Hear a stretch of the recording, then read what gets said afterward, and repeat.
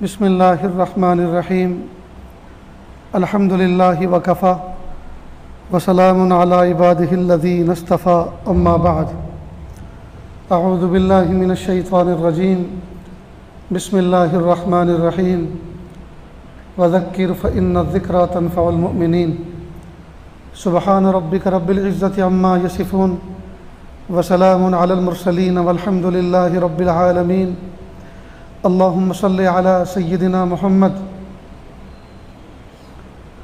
وعلی آل سیدنا محمد وبارک وسلم اللہم صلی علی سیدنا محمد وعلی آل سیدنا محمد وبارک وسلم اللہم صلی علی سیدنا محمد وعلی آل سیدنا محمد وبارک وسلم۔ مقصد زندگی اللہ کی بندگی اور مقصد حیات اللہ تعالیٰ کی یاد۔ نہ ہم اپنی مرضی سے دنیا میں آئے اور نہ اپنی مرضی سے دنیا سے جائیں گے۔ اللہ نے حکم فرمایا تو آ گئے اور اللہ حکم فرمائیں گے تو چلے جائیں گے۔ نہ آنے میں ہماری مرضی کا کوئی دخل، نہ جانے میں ہماری مرضی کا کوئی دخل۔ عقل مندی کا تقاضا یہ ہے بیچ کی جو زندگی ہے وہ بھی ہم اللہ کی مرضی کے مطابق گزاریں۔ اللہ کے محبوب صلی اللہ علیہ وسلم کا جب وصال ہوا، حضرت ابوبکر صدیق رضی اللہ تعالیٰ عنہ غالباً اپنے باغ میں کھیت میں تھے۔ کسی نے خبر دی انت ہنا وقد مات رسول اللہ صلی اللہ علیہ وسلم فی المدینہ، کہ آپ یہاں ہیں، حال یہ ہے کہ اللہ کے محبوب صلی اللہ علیہ وسلم تو شہر میں انتقال کر چکے ہیں۔ آپ حضرت ابوبکر صدیق رضی اللہ تعالیٰ عنہ وہاں سے تیز تیز قدموں کے ساتھ چلے اور سینہ ہانڈی کی طرح کھدکھدا رہا تھا۔ جب حجرہ مبارک میں پہنچے، محبوب صلی اللہ علیہ وسلم کے چہرے انور سے چادر ہٹائی، پیشانی کو بوسہ دیا اور فرمایا طبت حیا و طبت میتا، آپ نے بہت اچھی زندگی پائی اور بہت اچھی موت پائی۔ حضرت عمر فاروق اعظم رضی اللہ تعالیٰ عنہ از خود رفتہ ہو گئے تھے اور فرما رہے تھے خبردار اگر کسی نے یہ کہہ دیا کہ محبوب دنیا سے فوت ہو گئے ہیں تو گردن اڑا دوں گا۔ ہر ایک صحابی عجیب کیفیت میں تھا۔ حضرت ابوبکر صدیق رضی اللہ تعالیٰ عنہ نے تمام کو جمع کیا، مسجد نبوی کے اندر سب جمع ہوئے، ممبر رسول صلی اللہ علیہ وسلم پر جلوہ افروز ہوئے اور حضرت ابوبکر صدیق رضی اللہ عنہ نے ایک عجیب تاریخی جملہ فرمایا، الا من کان یعبد محمدا فإن محمدا قد مات ومن کان یعبد اللہ فإن اللہ حی لا یموت۔ اے لوگو باخبر ہو جاؤ، جو محمد صلی اللہ علیہ وسلم کی عبادت کرتا تھا وہ تو فوت ہو گئے، اب وہ سوچ لے اب کس کی عبادت کرنی ہے، لیکن جو اللہ تعالیٰ کی عبادت کرتا تھا تو اللہ تو حی و قیوم ہے، ہمیشہ سے اور ہمیشہ رہیں گے۔ بس اتنا کہنا تھا۔ صحابہ کرام کا سمجھدار طبقہ بیٹھا ہوا تھا، گروہ بیٹھا ہوا تھا، جیسے ابلتے ہوئے دودھ میں پانی کے چھینٹے دے دیے جائیں تو وہ اس کا جوش بیٹھ جاتا ہے، اس طرح تمام کو ایک تسلی ہو گئی۔ سمجھ میں آ گئی بات کہ بھئی وفات تو محبوب صلی اللہ علیہ وسلم کی ہوئی ہے نا، اللہ کی تو نہیں ہوئی، اور محبوب نے عبادت کے لیے تو اللہ کے حکم دیا ہے کہ اللہ کی عبادت کریں، تو اللہ تو ہمیشہ سے اور ہمیشہ رہے گا۔ تو محبوب نے جو سبق سکھایا ہے وہ سبق تو ہم سیکھ چکے ہیں اور اسی پہ صبح قیامت تک ہمیں عمل کرنا ہے، تو پھر پریشانی کس بات کی؟ ایک تسلی ہو گئی، ایک اطمینان ہو گیا۔ یہ بات یہ عاجز اس لیے عرض کر رہا ہے کہ جب دنیا سے کوئی بڑے جاتے ہیں، اور دوستو دیکھو جانا سب کو ہے، جب اللہ کے محبوب صلی اللہ علیہ وسلم دنیا سے رخصت ہو گئے، پیارے صحابہ چلے گئے، پیارے اولیاء اعظام چلے گئے، تو پھر ہم نہ ولی ہیں نہ نبی، ہم کیا رہیں گے؟ جانا سب کو ہے۔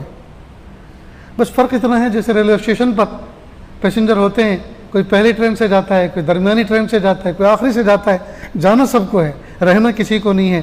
پلیٹ فارم جو ہے کسی کی قیام گاہ نہیں ہے، تو یہ دنیا کسی کی قیام گاہ نہیں ہے، قیام گاہ نہیں ہے، یہ گزرگاہ ہے، یہ گزرگاہ ہے، یہ امتحان گاہ ہے۔ یہاں ہمیں اللہ تعالیٰ کے امتحان پہ کامیاب ہونا ہے، جی اللہ تعالیٰ سے توفیق مانگ کر کامیاب ہونا ہے، اور یہاں سے گزر جانا ہے۔ کوئی نبی دنیا کے اندر جانے کے بعد واپس آنے کے لیے نہیں آیا۔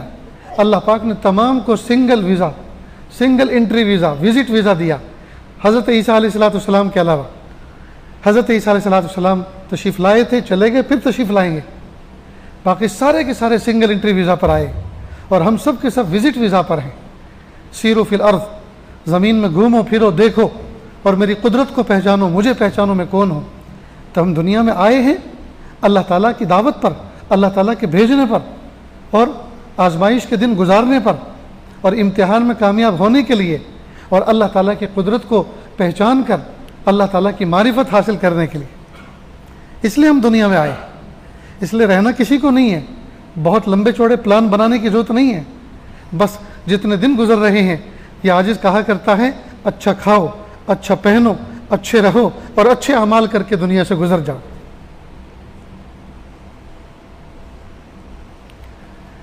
یہ عاجز چند مہینے پہلے رمضان سے قبل حضرت مفتی فیض الوحید صاحب دامت برکاتہم اس وقت ہمارے درمیان رحمۃ اللہ علیہ، ابھی تو رحمۃ اللہ علیہ زبان پر چڑھا بھی نہیں ہے، ابھی تو دامت برکاتہم کے الفاظ زبان پر آتے ہیں۔ اللہ رب العزت ان کی برکتوں کو باقی رکھے، اور اللہ تعالیٰ ان کے اپنی رحمتوں میں رکھے۔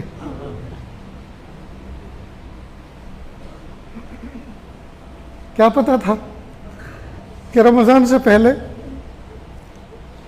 ہماری ان کی آخری ملاقات تھی، یہیں تو بیٹھے ہوئے تھے۔ اللہ اکبر کبیرہ۔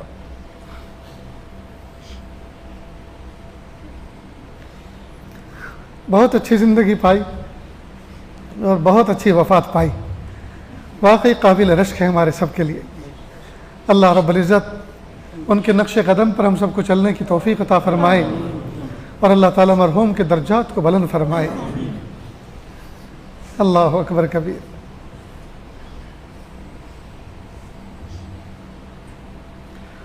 تو عرض یہ کرنا تھا کہ حضرت تو چلے گئے، لیکن حضرت کے جانے سے کام تھوڑے ختم ہوا۔ نمازیں معاف ہو گئی ہوں، نوافل معاف ہو گئے ہوں، جی ذکر و اذکار معاف ہو گیا ہو، اور کوئی کام نہ کرنا ہو، ایسا تو نہیں ہے جی۔ تو جو ان کی تعلیمات تھی، وہ تعلیمات تو آج بھی ہیں، ان پہ تو ہمیں آج بھی عمل کرنا ہے۔ اس لیے دوستو، یقیناً دل کھدکھداتا ہے، یاد آتی ہے تو جذبات اٹھتے ہیں، آنکھیں اشکبارک ہوتی ہیں۔ تو رونا کوئی یہ خلاف سنت نہیں ہے۔ اللہ کے محبوب صلی اللہ علیہ وسلم ماں خدیجہ الکبریٰ رضی اللہ عنہ کی وفات پر روئے تھے، اپنے نواسے کی وفات پر روئے تھے۔ تو رونا خلاف سنت نہیں ہے، لیکن شکوہ نہ ہو، کوئی شکایت نہ ہو، کوئی اللہ کی رحمت کے خلاف بات نہ ہو کہ اللہ تھوڑا سا اور جی لیتے، پیارے اللہ دنیا میں بڑے بڑے ڈاکو دناتے پھر رہے ہیں، وہ مر جاتے، ہمارے بڑے رہ جاتے، ہمارے باپ رہ جاتے، ہمارے بھائی رہ جاتے۔ یہ سب چیزیں یہ شکوے میں داخل ہیں۔ اس طرح کی بات نہ ہرگز نہ کریں۔ ہاں، یاد آتی ہے، دل کھدکھداتا ہے، آنکھیں اشکبارک ہوتی ہیں، دل مغموم ہوتا ہے، جی آنکھوں سے اس غم کا اظہار ہوتا ہے، غم ٹپکتا ہے۔ یہ سب اللہ کی رحمتیں ہیں، لیکن کوئی شکوے کا لفظ اپنی زبان سے نہ نکالیں۔ ایک بات تو یاد رکھیں۔ دوسری بات یہ کہ منشے پہ نظر رکھیں کہ مرحوم کی زندگی کا منشا کیا تھا۔ وہ آئے تھے اللہ کی طرف سے، اللہ نے ان کو علم عطا فرمایا، اللہ ان کو فضل عطا فرمایا، اللہ نے ان کی زبان میں خوبی عطا فرمائی، شیرینی اور حلاوت عطا فرمائی تھی، اخلاص کی تاثیر عطا فرمائی تھی، جو کہتے تھے دل پر بات لگتی تھی اور انسان کا جسم عمل پر کھڑا ہوتا تھا۔ جی یہ خوبیاں ان کے اندر تھی کہ اللہ یہ خوبیاں ہمیں بھی عطا فرما اپنے فضل سے۔ تو یہ اللہ سے مانگنا چاہیے۔ اور جس طرح سے وہ عمل کر کے گئے، اتنے بڑے عالم ہونے کے باوجود، جی وہ تہجد پڑھتے تھے، وہ ذکر کرتے تھے، وہ تلاوت کرتے تھے، وہ واعظ و نصیحت کرتے تھے، وہ اپنے آپ کو تھکاتے تھے، کھپاتے تھے، وہ بچوں کو پڑھاتے تھے، محبت سے خندہ پیشانی سے ملتے تھے، جی چھوٹوں کے سر پہ ہاتھ رکھتے، شفقت کرتے، بڑوں کا اکرام کرتے، احترام کرتے۔ یہ ان کے اندر جو محاسن تھے، خوبیاں تھیں، وہ اپنے اندر پیدا کرنے کی کوشش کریں۔ یہ ہے ان سے سچی محبت اور وفاداری۔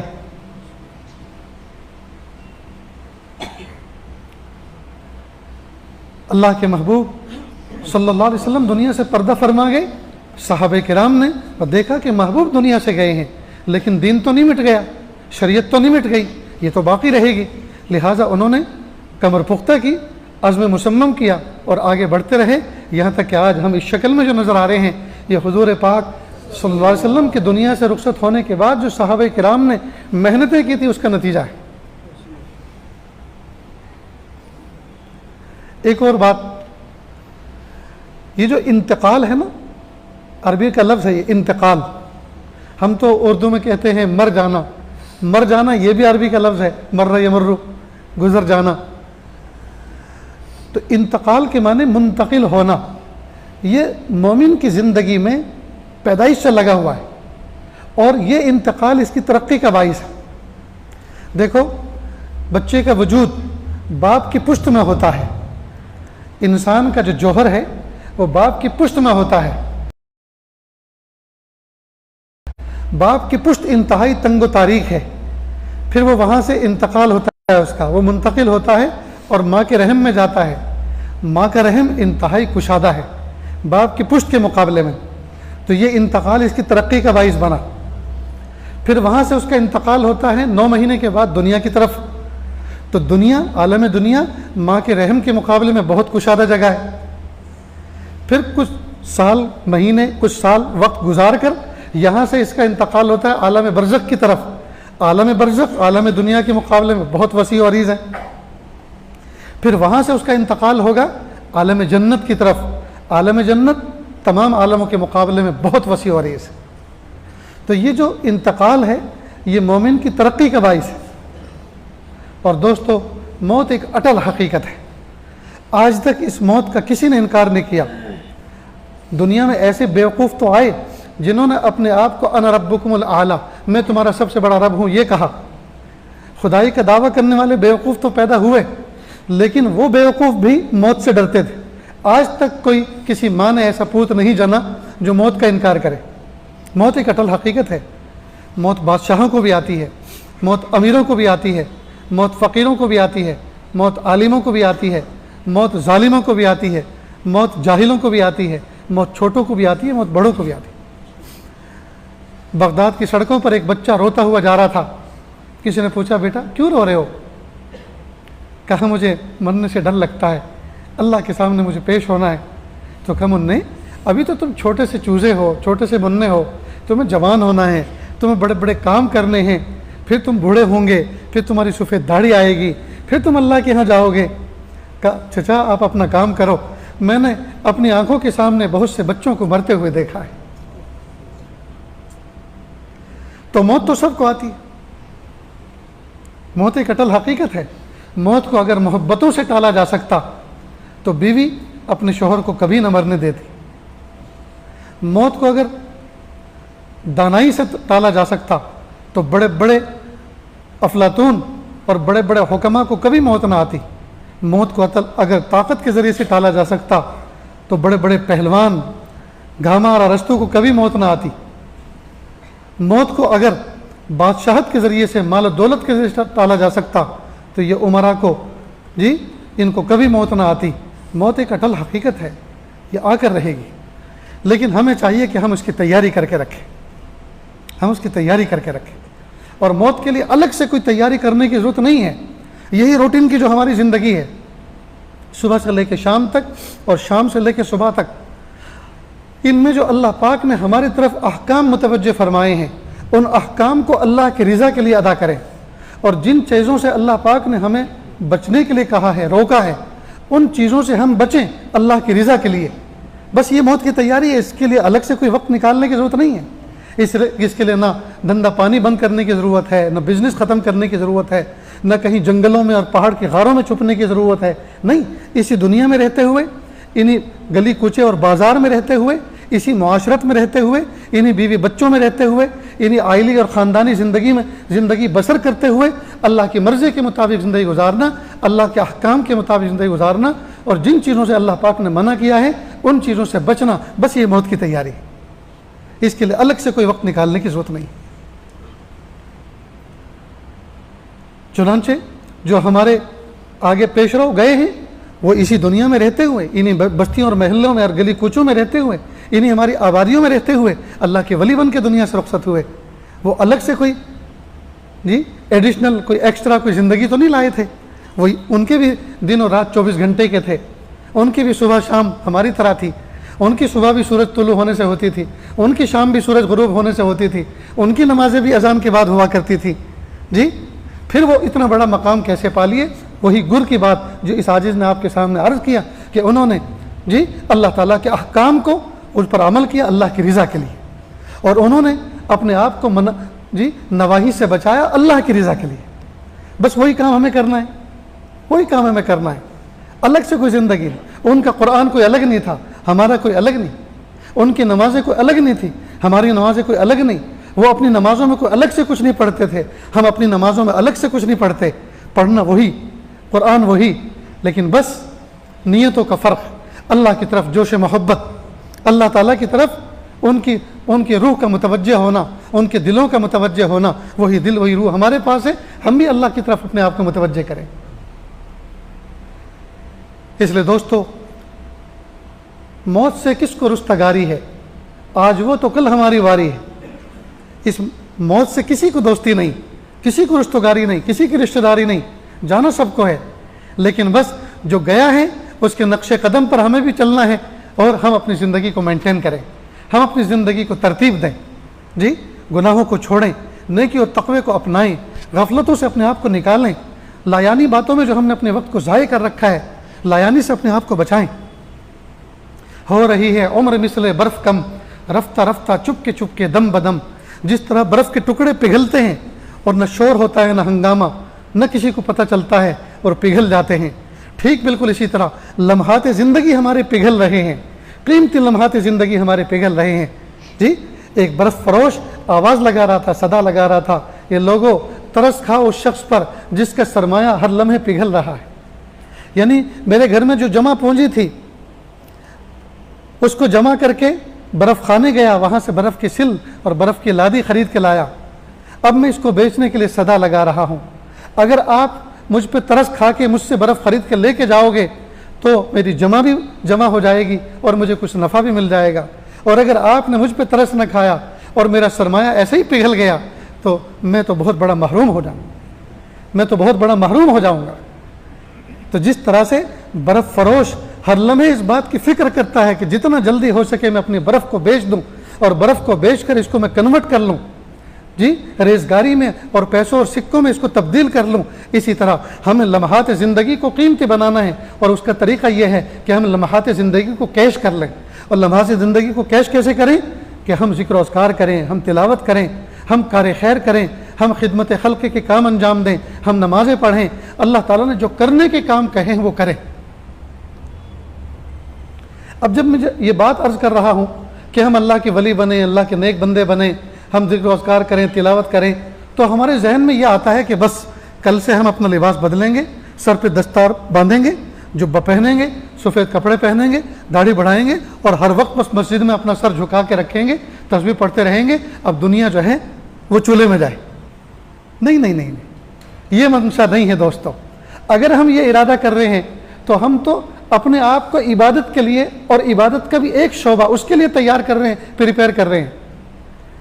صحابہ کرام کی سیرت اٹھا کے دیکھو، صحابہ کرام ہر وقت آپ کو مسجد میں بیٹھے ہوئے نظر نہیں آئیں گے، وہ کبھی بازار میں، کبھی کھیتوں میں اور کھلیانوں اور باغات میں، اور کبھی وہ کسی نہ کسی میٹنگ میں، کسی معاملے میں کوئی معاملہ حل کرتے ہوئے، بہرحال وہ کسی نہ کسی کام میں جڑتے ہوئے نظر آئیں گے۔ سارے کے سارے ہر وقت مسجد نبی میں بیٹھے رہتے ہوں، صحابہ کرام کی تاریخ میں ایسا نہیں ملتا۔ اس لیے کہ دوستو خوب اچھی طرح سے بات کو سمجھ لیں، اللہ رب العزت نے دین اسلام کو 5 شعبوں میں تقسیم کر فرمایا۔ ہم 24 گھنٹے میں ان 5 شعبوں میں سے کسی نہ کسی ایک شعبے سے اپنے آپ کو وابستہ کیے ہوں گے۔ 24 گھنٹے میں اپنے آپ کو کسی نہ کسی ایک شعبے سے وابستہ کیے ہوئے ہوں گے۔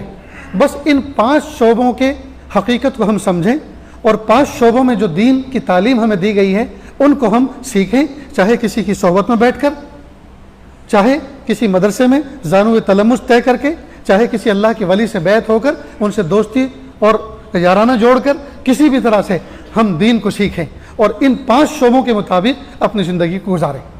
وہ کیا ہیں 5 شعبے؟ ایک ہے عقائد کا شعبہ، ایک ہے عقائد کا۔ عقائد عقیدے کی جمع ہے، اور عقیدہ عقدہ سے بنا ہے۔ عقدہ کہتے ہیں گرہ کو۔ دل اور دماغ، آنکھوں سے دیکھ کر، کانوں سے سن کر، دل اور دماغ کے انشراح کے ساتھ کسی چیز پر مضبوط یقین کر لینا، اس کو کہتے ہیں عقیدہ۔ میں ایک آسان لفظوں میں آپ کے سامنے تعبیر کر رہا ہوں، اس کو کہتے ہیں عقیدہ۔ عقیدے میں سب سے 1 نمبر توحید اور رسالت کا عقیدہ ہے۔ ہم اللہ کو ایک مانیں، واحد، احد، نہ آدھا، نہ پونا، نہ پاؤ، نہ سوا، نہ 1.5، نہ 2، پورا ایک ہے۔ اللہ ایک ہے، اس کا کوئی شریک نہیں، اس کا کوئی ہمسر نہیں، اس کا کوئی ساجی نہیں، اس کا کوئی مثل نہیں۔ اللہ اکبر۔ ہم اللہ کو ایک مانیں، لا الہ الا اللہ، خلاص۔ ہر تمام کی تمام چیزیں لا الہ الا اللہ کی کینچی سے ہم کاٹ کے رکھ دیں۔ دوسرا عقیدہ کہ اللہ کے محبوب صلی اللہ علیہ وسلم کو نبی آخر الزماں مانیں، خاتم النبیین مانیں۔ اب اس کے بعد کوئی نبی آنے والا نہیں، نبوت کا دروازہ بند۔ یہ 1 نمبر کا عقیدہ ہے دوستو۔ تو نمبر 1 5 شعبوں میں سے ایک ہے عقائد کا شعبہ۔ ان عقائد کو ہم سیکھیں، سمجھیں اور ان پر جم جائیں۔ دنیا ادھر سے ادھر ہو جائے، پہاڑ ادھر سے ادھر ہو جائے، ہم اپنے عقائد میں متزلزل نہ ہوں۔ نمبر 2 عبادات۔ عبادات میں پھر نماز، روزہ، حج اور زکوٰۃ، عبادت کی قسمیں ہیں یہ۔ ان کو ہم سیکھیں، ان کو ہم سمجھیں، اور جب جس عبادت کا حکم ہماری طرف متوجہ ہو اس عبادت کو ہم انجام دیں۔ مثلا فجر کی نماز ہمیں پڑھنی ہے، ہم ابھی نہیں پڑھ سکتے کیونکہ اس کا وقت نہیں ہوا۔ جب فجر کی نماز کا وقت ہماری طرف متوجہ ہوگا تو اللہ کا فجر کی نماز کا حکم ہماری طرف متوجہ ہوا، ہمیں چاہیے کہ ہم نماز کو شوق سے ادا کریں۔ اس سال کے رمضان کے روزے جو آئے گا رمضان، وہ ہم پر ابھی فرض نہیں ہے۔ جب رمضان کا چاند نظر آئے گا، اللہ کا حکم متوجہ ہوا کہ میرے بندو روزے رکھو، ہم اس کو اپنے اوپر جبر نہ سمجھیں، ہم شوق کے ساتھ روزے کی عبادت ادا کریں۔ اللہ نے مال دیا ہے، پہلی فرصت میں کوشش کریں ہم فریضہ حج ادا کریں۔ اللہ پاک نے مال دے رکھا ہے، ایک نصاب ہے، اس کے مطابق جب سال پورا ہو جائے تو ہم پہلی فرصت میں زکوٰۃ سے فارغ ہو جائیں، تو عبادتوں کو ہم ادا کریں۔ تو نمبر 1 عقائد، نمبر 2 عبادات، نمبر 3 معاملات۔ قربان جائیں، اسلام صرف عبادت کا دین نہیں ہے، صرف تسبیح پڑھنے، سجدہ کرنے، طواف کرنے، تلاوت کرنے ہی کا نام نہیں ہے۔ جیسے بہت سارے مذاہب میں کچھ کلر کے کپڑے پہن لو یا کپڑے نکال دو اور ہو گئے مذہبی، نہیں، ہمارے ہاں تو پیر کے ناخن سے لے کے سر کے بال تک 24 گھنٹے آٹھوں پہر جس کنڈیشن میں بندہ ہے اس کنڈیشن میں اللہ کا ایک حکم اس کی طرف متوجہ ہے، اس حکم کے مطابق وہ وقت گزارے، یہ ہے بندگی۔ لہٰذا معاملات کس طرح سے انجام دیں، معاملات کے اندر لین دین آتا ہے، خرید و فروخت کس طرح سے کریں، گھر کرائے پہ کیسے لیں اور کیسے دیں، نکاح کس طرح سے انجام دیں۔ جی، تو یہ جو معاملات ہیں لین دین کے، باقاعدہ شریعت کا ایک سلیبس ہے، اس سلیبس کے مطابق ہم وہ لین دین، وہ معاملات کریں۔ تو عقائد، عبادات، معاملات۔ چوتھا شعبہ ہے معاشرت کا۔ معاشرت کہتے ہیں رہن سہن کو، ایک گھر میں بھائی بہن کس طرح سے رہیں، جی، دیور جٹھانی کس طرح سے رہیں، دیور جیٹھ کس طرح سے رہیں، ان کے بھابھیوں کے ساتھ کس طرح کا بیہیو کریں، کس طرح کا معاملہ کریں، یہ رہن سہن سے متعلق ہے۔ بچہ جب تک نابالغ تھا، باپ کی ذمہ داری تھی کہ اس کی پوری کفالت کریں، بہترین تعلیم دیں، تربیت دیں، ان پر خرچ کریں، اور جب بچہ بڑا ہو جائے، بالغ ہو جائے، پیروں پہ کھڑا ہو جائے، اب زندگی بھر بچے کے ذمہ ہے کہ ماں باپ کا خیال رکھیں۔ یہ نہیں ہے کہ شادی کرا دی اور اپنی دلہن کو لے کر کسی فلیٹ میں جا کر رہنے لگے، کسی دوسرے محلے میں جا کے گزر اوقات کرنے لگے، پھر عید بقرعید پر کبھی ملنے آتے ہیں نہیں تو نہیں، یہ غداری ہے ماں باپ سے، یہ وفاداری نہیں ہے، یہ نمک حرامی ہے، یہ نمک حلالی نہیں ہے۔ تو اس کا تعلق معاشرت سے ہے۔ معاشرت ہماری کس طرح، ہم پڑوسیوں کے ساتھ کس طرح سے رہے، رشتہ داروں کے ساتھ کس طرح سے رہے، داماد اپنے سسر ساس کے ساتھ کس طرح سے رہے، یہ معاشرت۔ اور 5واں شعبہ ہے اخلاق۔ اخلاق کا تعلق دل کی کیفیات کے ساتھ ہے۔ ہمارے دل میں حسد نہ ہو، جیلسی نہ ہو، کینہ نہ ہو، بغض نہ ہو، عداوت نہ ہو، جی انتقام کے جذبے نہ ہو، بلکہ کیا ہو، اس میں سخاوت کا جذبہ ہو، محبت کا جذبہ ہو، جی اس میں ریاکاری نہ ہو، اس میں اخلاص ہو. تو ان تمام چیز کا تعلق دل کی کیفیات سے ہے. تو جسم سے تو اعمال اللہ تعالیٰ نے کرائی، لیکن دل کو بھی فارغ نہیں چھوڑا کہ نہیں، دل کے اندر کیا کیفیت ہونی چاہیے، یہ بھی اسلام کا ایک شعبہ ہے. تو یہ 5 شعبے ہوئے: عقائد، عبادات، معاملات، معاشرت اور اخلاق. ان 5 شعبوں میں 1 نمبر ہے اخلاق کا. 1 نمبر کس کا ہے؟ حاجی اخلاق نہیں. کوئی حاجی اخلاق ہو کہ بھئی 1 نمبر حاجی اخلاق کو دیا ہے. اس میں 1 نمبر ہے عقائد کا، 1 نمبر عقیدے کا ہے. عقیدے کی حیثیت ایسی ہے جیسی ہندسوں کے اندر اکائی کی ہوتی ہے. مثلا آپ نے 1 اکائی لکھی، اس کے اوپر 1 صفر لگاؤ، کتنے بنے؟ 10. 2 صفر بناؤ، 100. 3 صفر 1000. 4 صفر 10,000. 5 صفر 1 لاکھ. شروع کی 1 اکائی مٹا دو، صفر کی کوئی ویلیو رہی، کوئی قیمت رہی؟ کچھ بھی نہیں. یاد رکھنا، عقائد ٹھیک ہونے کے بعد نمازوں کی قیمت لگے گی، حج کی قیمت لگے گی، زکوٰۃ کی قیمت لگے گی، ہر چیز کی قیمت لگے گی. اگر عقائد کی اکائی درست نہیں ہے، چاہے سجدے میں زندگی گزار دو، چاہے طواف کر کر کے پوری زندگی گزار دو، مکہ ہی میں رہ پڑو، جی لیکن اگر عقائد میں شرک ہے، عقائد درست نہیں ہے، خدا کی قسم جنت تو دور کی بات ہے، جنت کی خوشبو بھی نصیب نہیں ہوگی.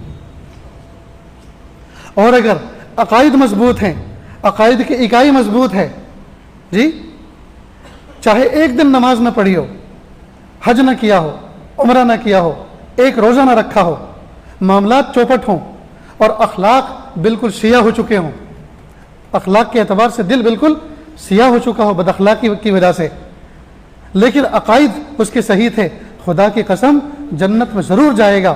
ہاں مر کٹ کے ضرور پہنچے گا. مر کٹ کے کیوں کہہ رہا ہوں؟ یعنی اپنی سزا ضرور بھگتے گا. اور اگر سزا بھگت کر سب سے آخری جنتی بن کر جنت میں گیا تو دنیا سے 10 گنا بڑی جنت پائے گا. ہم تو سری نگر سے بائی روڈ آئے تو جموں کمر ٹوٹ جاتی ہے، دنیا سے 10 گنا بڑی جنت پائے گا. اللہ اکبر! کیا اللہ پاک اس کو شان عطا فرمائیں. اس لیے دوستو، عقائد کو درست کرو، عقائد پہ محنت کریں، اور یہ عقائد پہ محنت کرنے کے بعد اس کے بعد اپنے اعمال پر جی کمر باندھ لیں، اپنے اعمال پر کمر باندھ لیں، اعمال پر کھڑے ہو جائیں اور ایک ایک عمل کو درست کریں. ہماری نگاہیں پاک، ہمارا دل صاف، ہمارا دماغ بالکل صاف، ہمارا دل کینے اور کپٹ سے اور عداوت اور حسد سے اور بغض سے، ان تمام کی تمام چیزوں سے ہمارا سینہ بلا کینہ ہو. جو سینہ بلا کینہ ہوگا وہی جنت میں جائے گا، اور جس سینے میں کینہ ہوگا اس کو جنت کی خوشبو نصیب نہیں ہوگی. میرے بھائیوں، یہی تعلیمات تھی ہمارے اکابر مشائخ کی، یہی تعلیم تھی حضرت مفتی فیض الوحید صاحب دامت برکات رحمۃ اللہ علیہ کی. وہ دنیا سے چلے گئے، اللہ پاک نے ہمیں زندگی عطا فرمائی ہے. ہمیں چاہیے کہ زندگی کے لمحات کی ہم قدر کریں، زندگی کے لمحات کی ہم قدر کریں. میرے بھائیوں،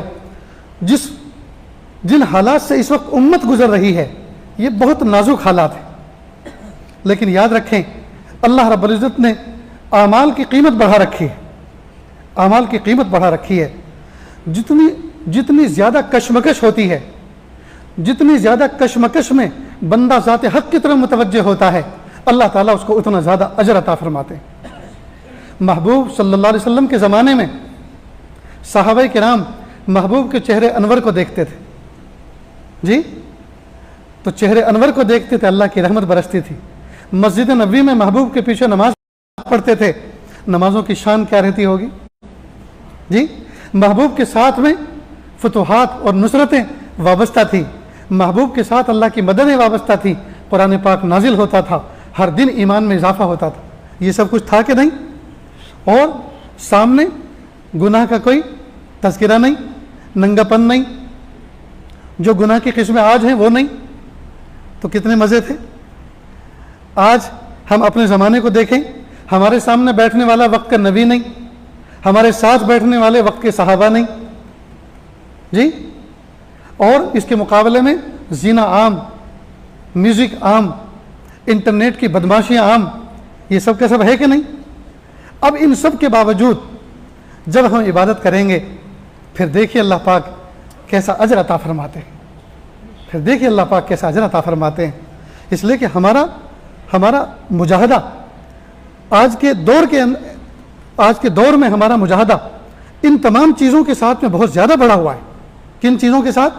भाई एक तरफ इंटरनेट की बदमाशी है, उसमें दिलचस्प चीज़ें हैं, नंगापन है, आम माहौल गुनाह का है, उन सबको टक्कर मार के धक्का दे के फिर अल्लाह के सामने आकर दस बस्ता खड़ा होता है।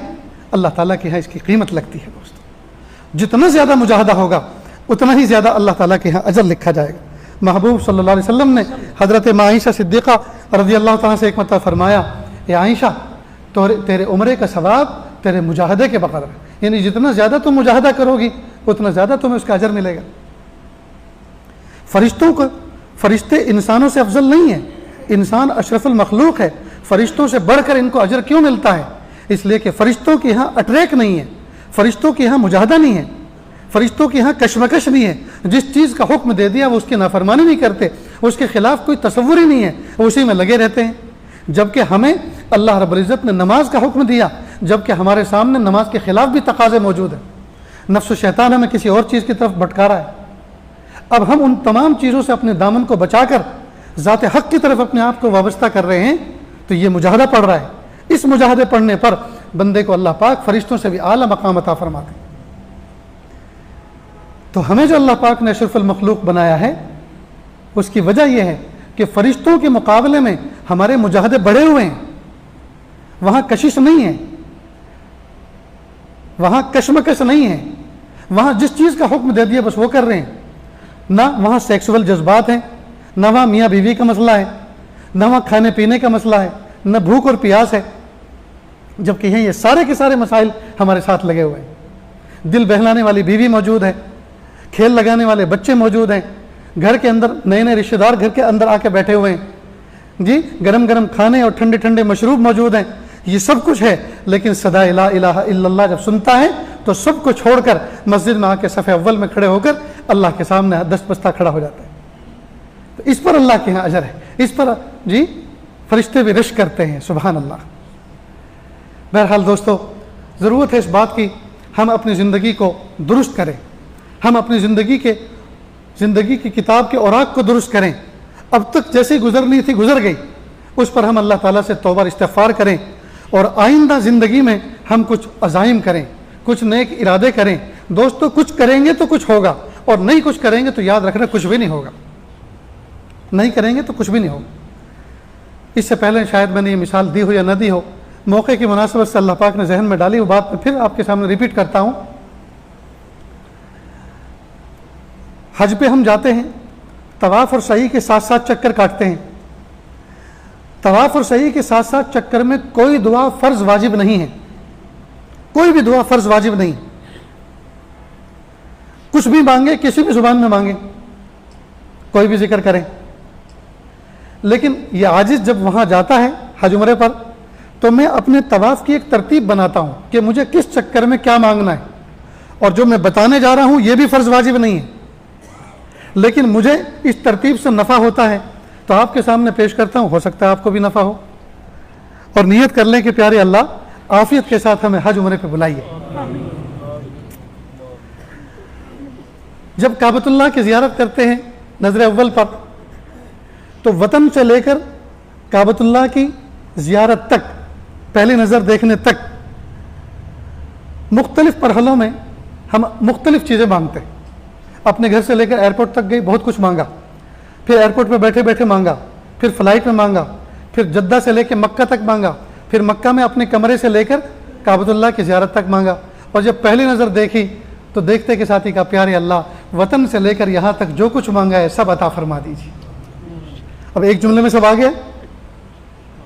निगाह अव्वल पर वहाँ जज्बात बनते हैं, वह तड़पे, रोए, हंसे जी, क्या करे कुछ समझ में नहीं आता। भीड़ भी है, भीड़ भी बहुत है, लोग धकेल भी देते हैं इधर से उधर। तो एक लम्हे में क्या मांगे, तो बस ये है कि वतन से लेकर वहाँ तक मांगते रहे और जात कर कहे, प्यारे अल्लाह वतन से लेकर यहाँ तक जो कुछ मांगा है अपने फजल से दे दीजिए। और एक जामे दुआ महबूब सल्लल्लाहु अलैहि वसल्लम ने फरमाया, रब्बना आतिना फिद दुनिया हसना व फिल आखिरति हसना वक़िना अज़ाबन नार। इसमें सब कुछ आ गया दोस्त। इतनी बात समझ में आई? उसके बाद जब तवाफ शुरू करें तो पहला चक्कर पूरा का पूरा इस्तिग़फ़ार, पहला चक्कर पूरा का पूरा इस्तिग़फ़ार, अस्तग़फ़िरुल्लाह रब्बी मिन कुल्लि ज़ंबिन व अतूबु इलैह, अल्लाह मेरी तौबा, कहाँ आपका ये हरम पाक, कहाँ मेरा वजूद नापाक, मेरे प्यारे अल्लाह आपने अपने फजल से बुलाया है, प्यारे अल्लाह मुझे माफ़ कर दीजिए, अल्लाह जी मुझे माफ़ कर दीजिए, अल्लाह जी मुझे माफ़ कर दीजिए, अल्लाह मेरी तौबा, अल्लाह मेरी नस्लों को माफ़ कर दीजिए, अल्लाह मेरी आल औलाद को माफ़ कर दीजिए। पहले पूरे चक्कर में इस्तिग़फ़ार करें, उर्दू में, अरबी में, अपनी ज़ुबान में। दूसरे चक्कर में पूरा दरूद शरीफ, अल्लाह के महबूब सल्लल्लाहु अलैहि वसल्लम की बरकत से हम यहाँ तक पहुँचे, हमें ईमान मिला, उनका भी हमारे ऊपर हक़ है। दूसरे चक्कर में दरूद शरीफ। तीसरे चक्कर में सिर्फ़ और सिर्फ अपनी ज़ात के लिए मांगे, अल्लाह सेहत अता फरमा, अल्लाह ईमान की हिफाजत फरमा, या अल्लाह आमाल की तौफ़ीक़ अता फरमा, जी इल्म नाफ़े अता फरमा, रिज़्क़ हलाल अता फरमा, सिद्क़ मक़ाल अता फरमा, अच्छे अखलाक अता फरमा। अपनी ज़ात के लिए जब मज़मून ख़त्म हो जाए तो रिपीट करते रहें उसको बार बार, सिर्फ़ और सिर्फ अपनी ज़ात के लिए। 3 चक्कर हो गए। चौथे चक्कर में अपने नियर और डियर, माँ और बाप, बीवी और बच्चे, भाई और बहन, चौथे चक्कर में इन सब के लिए। और 5वें चक्कर में पूरी उम्मत के लिए, या अल्लाह उम्मत की मग़फ़िरत फरमा, अल्लाह उम्मत से राज़ी हो जाए, अल्लाह उम्मत की मग़फ़िरत फरमा दीजिए, अल्लाह उम्मत को सेहत अता फरमा, या अल्लाह वबाओं से और बलाओं से उम्मत की हिफाजत फरमा। 5वें चक्कर पूरी उम्मत के लिए। छठे में फिर दरूद शरीफ और 7वें में फिर इस्तिग़फ़ार। अब ज़रा खुलासा समझें, अव्वल और आखिर के 2 और 2 4 हो गए। तो सबसे पहले इस्तिग़फ़ार, सबसे पहले इस्तिग़फ़ार, सबसे आखिर इस्तिग़फ़ार, सबसे पहले के बाद दरूद शरीफ, आखिर से पहले दरूद शरीफ। तो ये 2 और 2 4 हुए, इस्तिग़फ़ार और दरूद शरीफ के लिए। अब बचे बीच में 3, एक अपने लिए, एक अपने बीवी बच्चे माँ बाप भाई बहनों के लिए, और एक पूरी उम्मत के लिए। अब 6, ये 7 तवाफ़ हुए, 7 चक्कर हुए। इस तरह से अगर हम तय करके कुछ मांगेंगे तो दोस्तों मांग सकेंगे, वरना याद रखना कुछ पता नहीं चलता, न ये पता चलता चक्कर कौन सा चल रहा है, न ये पता चलता क्या मांगा है और क्या बाकी है। शैतान लूट लेता है, नफ्स साथ में रहता है, शैतान बगैर वीज़ा के वो भी हमारे साथ जाता है, वो हमें लूट लेता है। तो 7 चक्करों में इस तरह, तो अगर कुछ प्लानिंग करेंगे तो कुछ होगा, और नहीं करेंगे तो दोस्तों कुछ भी नहीं होगा। जिस तरह से हम सफ़र करते हैं, टिकट कंफर्म करते हैं, टिकट की प्रिंट आउट निकालते हैं, फ़ोन पे भरोसा नहीं करते, फ़ोन जी उसका चार्ज उतर भी सकता है, वो गुम भी हो सकता है, वो लॉक भी हो सकता है। तो हार्ड कॉपी लेके चलते हैं, आईडी प्रूफ लेके चलते हैं, दोनों जेबों में पैसे भर के चलते हैं, जी कपड़े साफ़ सुथरे लेकर चलते हैं। जो आदमी सफ़र की पूरी तैयारी और प्लानिंग के साथ चलता है वो इंजॉय करते करते, मज़े करते करते सफ़र करता है। और जिसकी टिकट भी प्रिंट ना हो, और जिसकी टिकट भी कंफर्म ना हो, और जिसके पास पैसे भी पूरे पूरे ना हो, और सफ़र के कपड़ों के जोड़े भी पूरे पूरे ना हो, मत पूछो वो कितने कर्ब में और तकलीफ़ में सफ़र करता है। ठीक बिल्कुल इसी तरह दोस्तों हर काम हम प्लानिंग के साथ करें। सुबह होती है, शाम तक हम निज़ाम बनाएं, इतनी मुझे तिलावत करनी है, इतना मुझे जिक्र करना है, इतना मुझे दुरूद शरीफ पढ़ना है, और आज के दिन में फ़लाँ फ़लाँ काम करने हैं, इतने खिदमत खल्क़ के काम करने हैं, इतने अपने रिज़्क़ हलाल में तवज्जो देनी है, उस पर डिस्कस करनी है, पार्टनर लोगों से बात करनी है, मीटिंग करनी है, सारा का सारा वक्त उन्हीं को नहीं देना जी, इतनी देर मुझे फ़ोन को वक्त टाइम देना है, उस पर जो मैसेज आ रहे हैं, मेल आई हैं, उनको क्लियर करना है। अगर दोस्तों हम प्लानिंग करेंगे तो सारे काम होंगे, और याद रखना अगर प्लानिंग नहीं होंगे तो सिवाय बर्बादी के कुछ भी नहीं होगा। काम के करने के लिए, काम के बनाने के लिए मेहनतें करनी पड़ती हैं, और बर्बाद करने के लिए कोई मेहनत की ज़रूरत नहीं। बिरयानी बनाने के लिए जी असबाब इकट्ठे करने पड़ते हैं, चावल, गोश्त, मिर्च, मसाले और कुक और भटियारा और देग और बर्तन सब जमा करने पड़ते हैं। और बिरयानी को अगर बर्बाद करना तो कुछ करने की ज़रूरत नहीं है, ढक्कन बंद करके छोड़ दो, अपने आप ख़राब हो जाएगी। तो अगर ज़िंदगी के लम्हात को कीमती बनाना है तो उसके लिए हमें प्लानिंग करनी पड़ेगी। बहुत जिए दोस्तों के लिए, बहुत जिए ऐशो इशरत के लिए, बहुत वक्त गुजारा फ़ोन के साथ, बहुत वक्त गुजारा यूट्यूब में, बहुत वक्त गुजारा व्हाट्सएप में खेल खेल कर। अब ये सब नहीं करना। اب فکر آخرت پر نظر رکھ کر اپنی زندگی کو ترتیب دینا ہے. تو دوستو کریں گے نا انشاءاللہ. اللہ تعالیٰ آپ سب کو خوش رکھے. اللہ ہم سب کو خاص مقام عطا فرمائے. جو باتیں کہی جا رہی ہیں اللہ کہنے سننے سے زیادہ عمل کی توفیق عطا فرمائے. آخر میں یہ بات عرض کرنی ہے آپ کے سامنے. دیکھو دوستو، جب کوئی بڑا دنیا سے جاتا ہے تو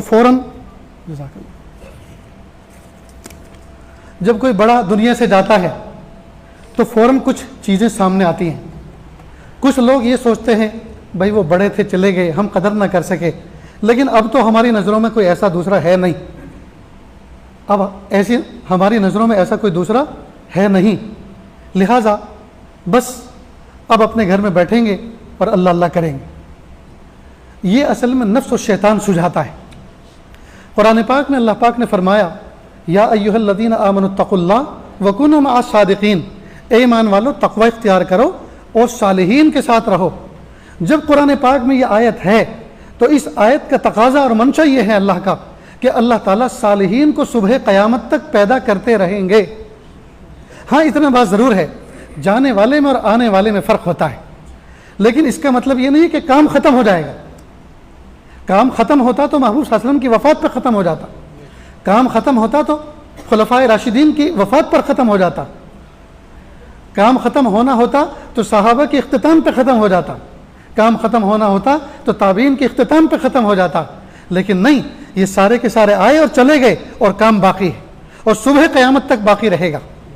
اس لیے دوستو، جو چلے گئے قدر نہ کر سکے اس پر افسوس اور ندامت ہونی چاہیے اور اللہ سے دعا کرنی چاہیے، لیکن جو موجود ہیں ان کی قدر کر لیں، کہیں ایسا نہ ہو وہ بھی ہمارے ہاتھوں سے نکل جائے. نیز اللہ کے جو نیک بندے ہوتے ہیں، ان کے پیچھے سے ایک سلسلہ چلا رہا ہے. اللہ کے محبوب صلی اللہ علیہ وسلم کی ذات سے لے کر اور یہ صبح قیامت تک سلسلہ چلتا رہے گا. یہ سلاسل ہیں، یہ سلسلے ہیں جو چلتے رہیں گے. یہ ایک مربوط نظام ہے. ہر خلیفہ اپنے نائب اور جانشین پیدا کرتا ہے، اللہ سے مانگ کر، دعا کر کے، استخارہ کر کے ان کو اپنے اعتماد میں لیتا ہے، ان کی تربیت کرتا ہے، اور جانے والا چلا جاتا ہے اور پھر زیر تربیت رہنے والے پھر ان کے نقش قدم پر چلتے ہیں، پھر کام کو وہ سنبھالتے ہیں. جب حضرت مفتی فیض الوحید صاحب رحمۃ اللہ علیہ کا وصال ہوا، انتقال ہوا، تو میں نے فون کیا اپنے ساتھی کو. ان سے میں نے پوچھا کہ تدفین ہو گئی، کس طرح سے، کیا معاملہ، کیا نظام رہا. ساری بات ہوئی. انہوں نے فرمایا کہ میں نے حضرت کے خاص خادم سے پوچھا کہ بھئی حضرت نے اپنی زندگی میں کسی کو اپنا نائب، خلیفہ، جانشین بھی بنایا؟ تو کہا کہ آن ریکارڈ موجود ہے، حضرت نے 4 افراد کا انتخاب کیا اور ان کی تربیت فرمائی، ان پر اعتماد کیا. یقیناً حضرت مفتی صاحب جیسا آدمی جو خود اتنے منجھے ہوئے تھے، جو خود اللہ تعالیٰ کی یاد میں ایسے مستغرق تھے، انہوں نے جس کو تیار کیا ہوگا، اللہ سے نہ جانے کتنا مانگا ہوگا، کتنی ان کو توجہات دی ہوں گی، کتنے تڑپے ہوں گے ان کے لیے، اور کیسی کیسی ان کی کمیاں دور کی ہوں گی. اس کا تو اندازہ ہم کر سکتے ہیں نا. اللہ کا شکر ہے کہ 4 افراد حضرت اپنی زندگی میں، اپنی حیات طیبہ میں تیار کر کے گئے اور ساتھیوں کے سامنے اس کا ذکر کیا. وہ یہ 4 نام ہیں جو میں آپ کے سامنے پیش کر رہا ہوں، اور اس سے پہلے بھی آپ کے سامنے آئے ہوں گے. ایک حضرت مفتی صغیر احمد صاحب ہیں، اللہ رب العزت ان کی عمر میں برکت عطا فرمائے، ان کے فضل میں برکت عطا فرمائے، اللہ تعالیٰ ان کی روحانیت میں ترقی عطا فرمائے. دوسرے مفتی معراج الدین صاحب ہیں، یہی دعا ان کے لیے بھی. تیسرے مفتی جعفر صاحب ہیں، یہی دعا ان کے لیے بھی. چوتھے مفتی آصف صاحب ہیں، یہی دعا ان کے لیے بھی. اللہ رب العزت نے جوان خون ہمیں عطا فرمایا، جوان خون ہمیں عطا فرمایا. اللہ رب العزت نے جوانی میں ان کا انتخاب فرمایا. اور شاب نشا فی عبادت ربی، جو اپنی زندگی کو اور اپنی جوانی کو اللہ کی عبادت میں صرف کر رہے ہیں اور دین کی خدمت کے لیے جنہوں نے اپنے آپ کو وقف کر رکھا ہے. یہ کوئی معمولی بات نہیں ہے دوستو. اس زمانے کے اندر بڑی بڑی بلڈنگیں سامنے ہوتی ہیں، جگمگ جگمگ گاڑیاں ہوتی ہیں اور شوٹیڈ بوٹیڈ لوگ ہوتے ہیں اور ایک طرف گھر میں جیب خالی ہوتی ہے، گھر میں تقاضے ہوتے ہیں، فلاں چیز نہیں ہے، فلاں چیز نہیں ہے، تو اندر انگڑائیاں نفس لیتا ہے. کس چکر میں پڑ گئے؟ لوگ ترقی کر رہے ہیں، تم بھی تو اس دنیا کے ایک فرد ہو، تم کیوں ترقی نہیں کرتے ہو؟ کب تک مدرسے میں اپنی زندگی کو کھپاتے رہو گے؟ 1-2 گھنٹہ بس بہت ہو گیا، پڑھا لو اپنے آپ کو. ظاہر کو تو تم نے سنوار ہی رکھا ہے، صف اول میں تو تم نماز پڑھتے ہی ہو، کچھ وقت بزنس میں اور تجارت میں لگاؤ. نہ جانے کیسے کیسے دھوکے آتے ہوں گے اور نہ جانے نفس کیسی کیسی انگڑائی لیتا ہوگا، لیکن سب کو لات مار کے، سب کو پیچھے چھوڑ کے، ساری خواہشات کو پس پش ڈال کر اللہ کی محبت میں آگے بڑھنے والے یہ نوجوان اللہ رب العزت ان کو قبول فرمائے۔ حضرت مفتی صاحب نے ان پر اعتماد فرمایا۔ اب جو لوگ حضرت سے وابستہ تھے وہ یہ نہ سوچیں حضرت گئے تو اب ہمارا کیا، نہیں، اللہ تعالیٰ نے ایک نظام بنایا ہے۔ جی آپ حضرت کی مرید ہیں، حضرت نے آپ کی تربیت فرمائی ہے، اور اس تربیت کا ایک حصہ یہ بھی ہے کہ جو میں کہوں وہ مانو، کیونکہ میں جو کہہ رہا ہوں اپنے نفس کے لیے نہیں کہہ رہا بلکہ اللہ اس کے رسول کی رضا کے لیے کہہ رہا ہوں۔ میں ان کی زندگی میں یہی تھا نا کہ میں جو کچھ کہہ رہا ہوں وہ اپنے پیچھے تمہیں چلانے کے لیے نہیں کہہ رہا۔ حضرت کے وصیت نامے میں پڑھیں، اللہ کرے کہ ساتھی لوگ جی اگر مصلحت کے خلاف نہ ہو تو اس کو عام کریں یا اس کو کسی مجلس میں پڑھ کے سنا دیں۔ اس میں حضرت نے لکھا، میری تقریر اور میری تحریر پڑھنے کے بعد یہ نہ سمجھیں یہ حرف آخر ہے، بلکہ میں ناقص العمل والعلم ہوں، میرا علم میں ناقص، میرا عمل میں ناقص، لہٰذا میری تقریر اور تحریر کو حرف آخر نہ سمجھیں۔ علماء امت اگر کوئی بات اور کوئی تسامح اور کوئی غلطی اس میں پائیں تو اس کو درست کر دیں۔ کتنا بڑا ظرف ہے، کوئی معمولی بات ہے دوستو؟ اللہ اکبر کر۔ اللہ حضرت کے قبر پر نور رحمتوں کی بارش نازل فرمائے، ان کو بہت اونچا بلند مقام عطا فرمائے۔ یقیناً جب میں نے یہ جملہ سنا میری رات کی نیند اڑ گئی، بار بار تصور آتا کتنا بڑا ظرف لے کے وہ دنیا میں گئے کہ میری تحریر اور میری تقریر کو حرف آخر نہ سمجھیں۔ جی اہل علم حضرات ان کے اندر کوئی تسامح پائیں، کوئی غلطی پائیں تو اس کی اصلاح کریں۔ اللہ اکبر کبیر۔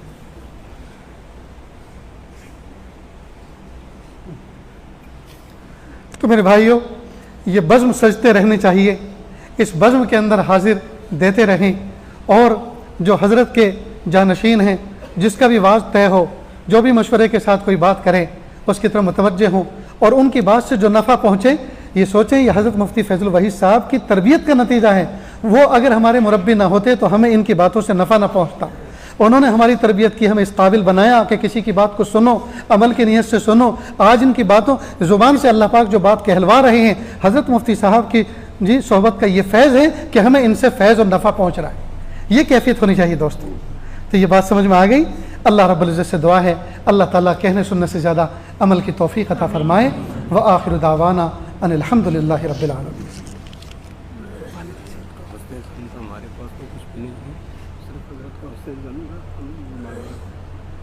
مفتی صغیر صاحب اپنے جذبات کے اظہار فرما رہے ہیں اور کہہ رہے ہیں کہ دیکھو یہ حضرت کا حسن ظن تھا، نہ ہم اس قابل ہیں، نہ ہم اس قابل ہیں، نہ ہمارے اندر صلاحیت ہے، یہ ان کی کیفیت ہیں۔ دیکھو دوستو، جب آدمی اپنے آپ کو یہ سمجھے گا میں کچھ بھی نہیں تو روئے گا نا، تڑپے گا نا۔ اس رونے اور تڑپنے پر اللہ مدد فرمائیں گے اور اسی مدد سے اللہ کام کروائیں گے۔ اور جس نے یہ سمجھا ہاں مفتی صاحب نے بہت دیر سے ان کی آنکھیں کھلیں، بہت دیر سے ان کی سمجھ میں آیا کہ ہم اس قابل ہیں، ہمیں تو بہت پہلے سے خلافت دے دینی چاہیے تھی۔ اگر اس قسم کی کے جذبات اور اس قسم کی کیفیت ہے تو یاد رکھنا یہ بربادی کا پہلا دن ہے۔ اور اگر یہ کیفیت رہی ہائے میرے پیارے اللہ میں کچھ بھی نہیں، ہائے میرے پیارے اللہ میں کچھ بھی نہیں، جو کچھ کہلوایا آپ نے کہلوایا، جو کچھ کرایا آپ نے کرایا، اور جو کچھ ہوگا آپ کے کرم سے ہوگا، اور جو کچھ کے ہوا کرم سے تیرے، اور جو کچھ کے ہوگا کرم سے تیرے ہوگا۔ اگر یہ کیفیت رہی تو انشاءاللہ صبح قیامت تک جی جب تک حیات رہے گی انشاءاللہ اللہ کی مدد شامل حال رہے گی۔ اللہ تعالیٰ اسی کیفیت کے ساتھ ہمیں آگے بڑھنے کی توفیق عطا فرمائیں۔ میں ان چاروں بچوں کو، نوجوانوں کو دل سے مبارکباد پیش کرتا ہوں۔ اللہ تعالیٰ ان کے علم میں، عمل میں، فضل میں برکت عطا فرمائیں۔ اپنے نگاہوں کو قابو میں رکھیں، اپنے جذبات کو قابو میں رکھیں، اپنے نفس کو قابو میں رکھیں، اور اللہ تعالیٰ سے ہمیشہ اللہ کی طرف رجوع کریں۔ اور حضرت مفتی صاحب کی زندگی کے نمونے کو جی جس طرح آج کے دور میں، فتنوں کے دور میں انہوں نے کیسے کام کیا، یہ قریب کے جو نمونہ تھا، اس اسوے اور قدوے اور نمونے کو اپنے پیش نظر رکھیں۔ انشاءاللہ اللہ تعالیٰ آپ کا حامی اور ناصر۔ وآخر دعوانا ان الحمد للہ رب العالمین۔ جی جی جی جی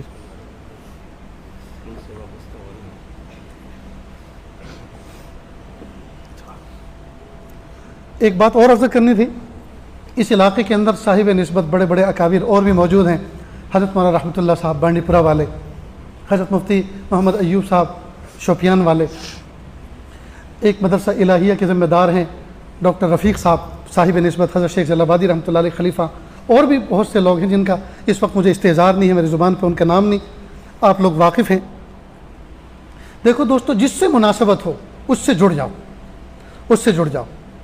دوسری بات، جتنے اکابر مشائخ آئیں واعظ و نصیحت کریں، سب کی سنو، سب کی سنو، جس سے بھی نفع پہنچے اس سے نفع حاصل کرو، لیکن جب اپنے شیخ سے جڑ گئے تو اس میں نظر یہی رکھو، ان سے جو مجھے نفع پہنچا یہ میری شیخ کی برکت ہے۔ اگر وہ میری تربیت نہ فرماتے اور مجھے اس قابل نہ بناتے کہ میں ان کی صحبت میں آ کر بیٹھنے والا بنوں، مجھے اس قابل نہ بناتے تو مجھے ان کی ذات سے نفع نہ پہنچتا۔ کئی مرتبہ آدمی کرتا کیا ہے کہ بہت سے لوگوں کے مشائخ کے بیان کو سن کر کبھی کبھی اپنے شیخ سے بدگمان ہو جاتا، یا اپنا شیخ اس کو ہلکا نظر آنے لگتا ہے، دوسرے کا چہرہ مورا دیکھ کر اس پہ فدا ہو جاتا ہے، اس کے واعظ و نصیحت کا انداز بیاں دیکھ کر سن کر اس سے فدا ہو جاتا ہے۔ نہیں نہیں، ایسی گڑبڑی نہ کریں۔